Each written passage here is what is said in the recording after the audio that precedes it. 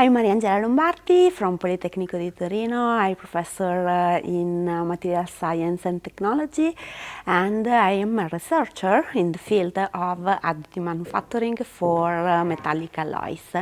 In Polytechnic di Torino we studied different alloys from aluminum alloys to nickel alloys, steels, etc. And we developed new compositions, then exotic composition for new alloys for aerospace, biomedical, energy applications, with the aim to enlarge the palette of alloys for these fantastic technologies.